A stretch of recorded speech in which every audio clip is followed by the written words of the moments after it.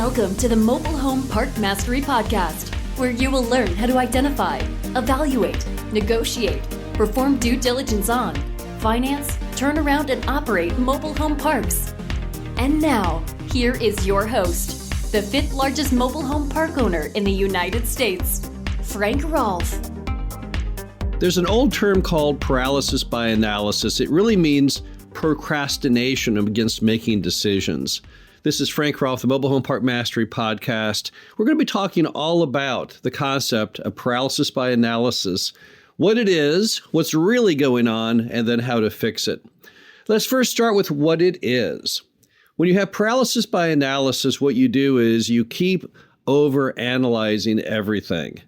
You run the numbers, you run them again, you run them again, you run them 55 more times, thinking somehow through the exercise of running the numbers, something will change. Maybe you missed something. Maybe there's something that you forgot and will suddenly come to mind and make those numbers leap forward with greater amount of net income.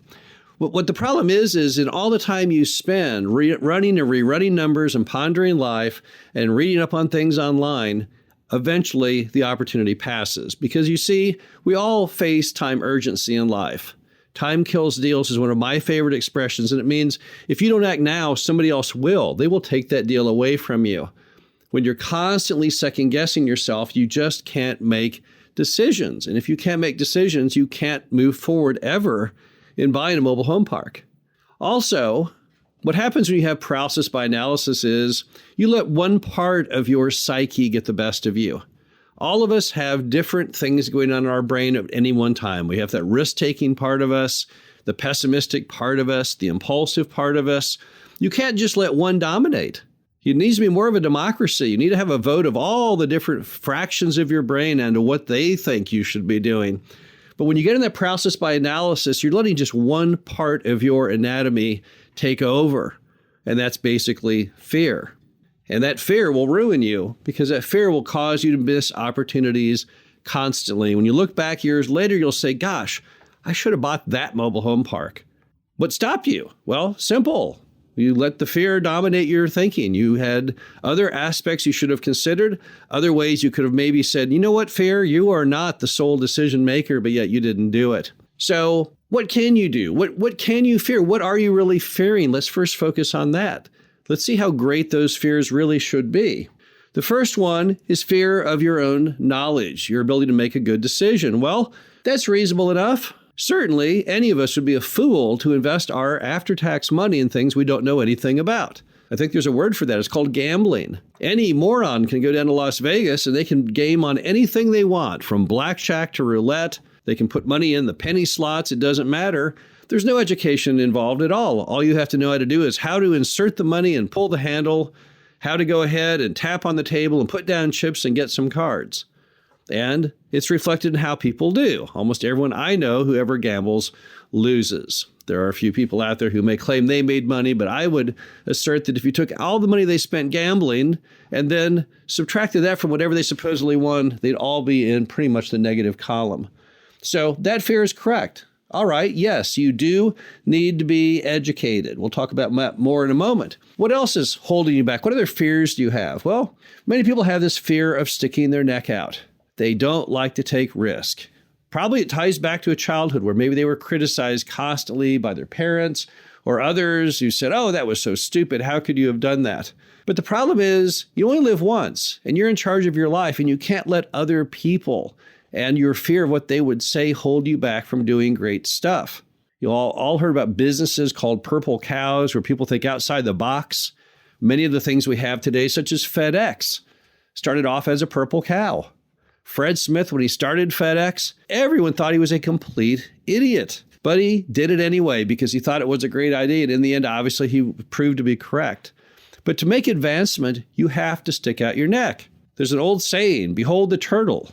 To make progress, it has to stick its neck out. Well, we're all like turtles. We have to get out there and risk something, do something in order to attain success. That's just the way it works. Another thing we fear is just peer pressure itself. Many listening to this have neighbors in McMansion neighborhoods who tell them, oh, no, mobile home parks, that's stupid. You'd be crazy to buy one of those things. No, you need to go ahead and buy stock. stock in all these great new companies and Bitcoin, right? I hear Tesla's going to go to 50,000. The problem is those people are dead wrong. And if you listen to them, you'll do about as well as they will, which is typically not that good. So don't let people put you down for doing something like buying a mobile home park. That's how it was when I bought my first mobile home park. Every single neighbor I had down in Dallas told me it was the dumbest idea they had ever heard. One person told me, well, you'll probably be murdered in your first week. And I said, how do you figure that? Oh, it's kind of like owning a convenience store on the wrong side of town. You probably get some kind of gunfight in the first day or two. That's why when I got my concealed handgun license, this person had me so spooked that I was doomed. But you got to break out of all those fears. Those fears are not going to get you anywhere. So how do you break out of your fears? Well, number one, yes, get educated. Go to our boot camp, read a course. And if you don't want to spend any money at all, at least read everything we've got free at mhu.com or you can find online. But learn what you're doing before you do it. Learn how a mobile home park works. Learn about the infrastructure and the density and locations. Learn about the values. Understand what a park-owned home is. Maybe go to a mobile home dealership and look in a few homes. Drive through a lot of mobile home parks. Maybe get out and park and walk around some. Talk to some owners if you like. But yes, you do need to get educated. There is absolutely nothing you can do that will help you break through your paralysis by analysis more than having faith in yourself. And having that education is definitely the first step in gaining that faith in yourself. But there's much, much more. Number two, you've got to understand the basic laws of risk and reward. All of us take risk every day. When you back your car out of the driveway, you're taking a terrible risk. Driving your car gives you one of the highest likelihoods of getting killed. So if you can't stand the fear of getting killed, well, then you can't drive a car, but yet you do. And why do you do that? Well, you understand the risk. Then you understand the reward that if you can't drive your car, you basically can't be a part of society. And you mitigate that risk by making sure you have air in your tires, your brakes work, and being a good attentive driver and being a defensive driver. Now, Sam Zell is a master of understanding risk versus reward. He's also the largest owner of mobile home parks in the United States. He tells everyone you should always do things that have high reward and low risk. And you should never do things that have high risk and low reward. And then you should always ponder very carefully those things that have high risk and high reward.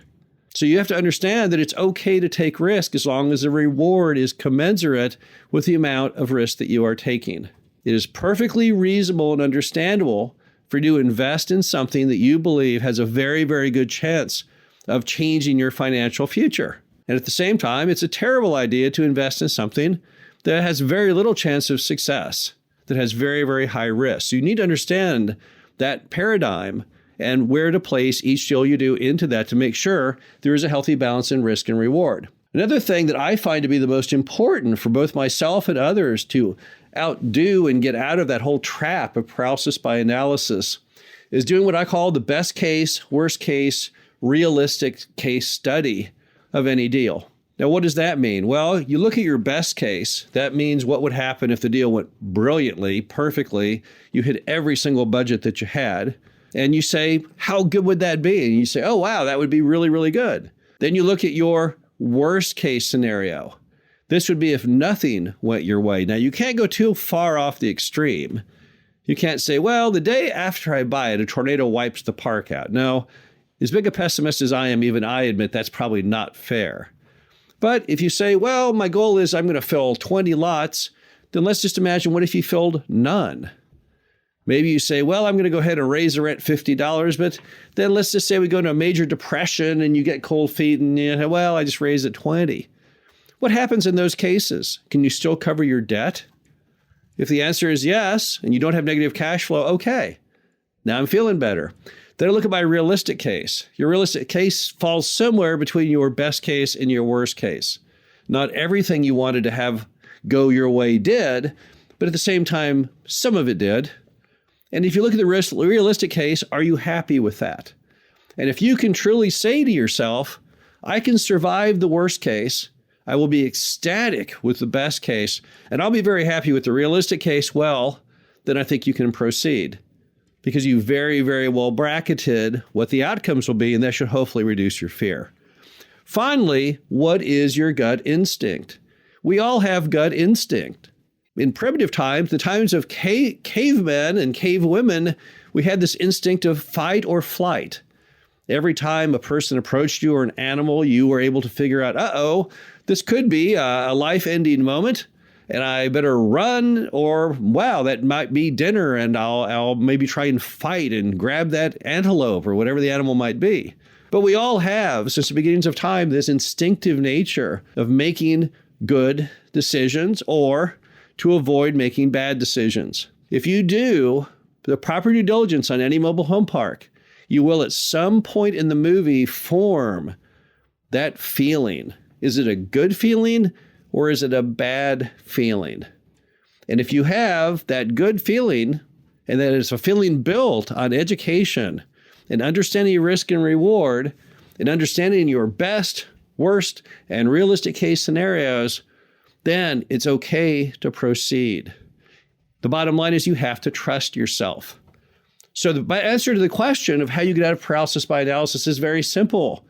You have to learn to trust yourself.